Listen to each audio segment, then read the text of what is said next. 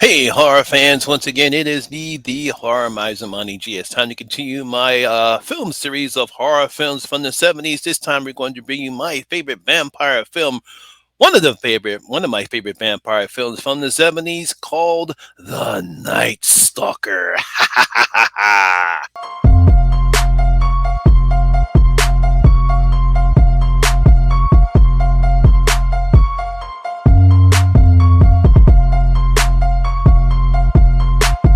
Don't fuck with them hoes.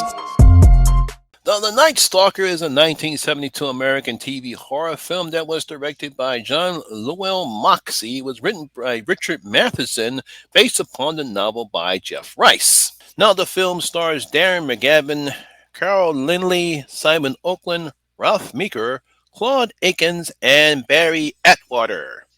Now, in this film, an abrasive Las Vegas newspaper reporter investigates a series of murders committed by a vampire. Ooh. One of the many things I enjoyed watching during the 70s was the ABC Movie of the Week.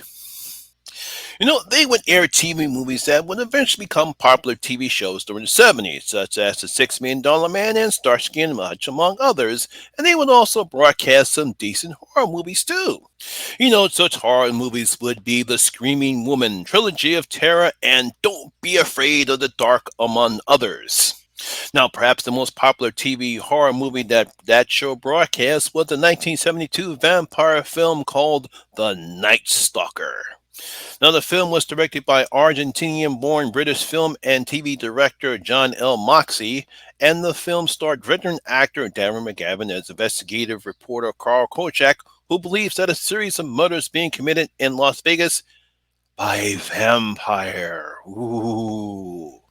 Now, the movie was written by I Am Legend author Richard Matheson, based upon a then non-published novel Jeff Rice called The Kolchak Papers, or The Kolchak Tapes. One of the fascinating things I learned while researching this movie. Now, it seemed that Rice had difficulty finding a publisher for the novel until agent Rick Ray read it and believed, this would make a decent horror film. No, they went on to convince Dark Shadows creator and horror film director Dan Curvis The Night Stalker will become the highest original TV movie in the U.S., earning a 33.2 rating and a 48 share. Yes, a lot of people saw The Night Stalker back during the 70s. The film did so well that a sequel called The Night Strangler was aired in 1973, along with a single season TV series called Kolchak the Night Stalker and a short lived 2005 remake simply called Night Stalker. Yes, I truly love The Night Stalker and the series. Mainly because the popularity of the show would eventually be the inspiration for TV show producers Chris Carter to create one of the best shows on TV, The X-Files. Even Carter asked McGavin to reprise his iconic role of Kolchak on an episode of The X-Files, but the actor declined. He decided to take a role of Arthur Dales, the father of the X-Files. I'm pretty sure X-Filers such as myself remember seeing an episode and how much we loved seeing Darren McGavin somewhat play a role similar to Carl Kolchak. But it would have been nice to actually see him play that role. Now, as for the movie itself, it's told as a flashback as we see Kojak resting in a sleazy hotel. It's a straightforward tale as he tells the events that happened in Vegas a few weeks ago. Now, a series of murders are happening in Vegas with the only common thing that all the victims had their bodies drained of blood. Ooh. Now, police eventually identify a subject named Janos Skorzinski. However, after several shootouts, they can't subdue him. They literally throw everything at the kitchen sink at this guy. They shoot at him, they beat him up, they run him over with motorcycles and police cars, but they can't fight him. Bullets just bounce off him. He had this one cop shoot him point blank range. He just laughed at him. Now, Kolchak's research allows him to discover that Janos is actually a vampire, and he goes out of his way to stop him and also get top billing for the story. So that's basically what the movie is about. Now, one of the things I liked about the film, because when this aired back in January 11th of 1972, it was one of the first vampire films that I saw that actually had a modern setting. Because as we all know, most vampire films, particularly the Hammer films, they always took place in the 16th, 17th, or 18th century, with a gothic setting and an English country background. I mean, that's basically where all vampire films had that particular setting. There was sometimes might be set in America at the time, but was always during that time period, never in modern times.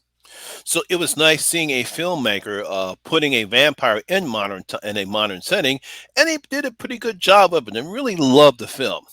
I mean, it's paced very well. We have decent acting from all the leads, especially from McGavin, who gives Kojak the right amount of gruff, stubbornness, and fear that requires a role. I mean, when we see Gavin doing what he does best, getting on a policeman's nerves, fighting with his boss, that played by Simon Oakland.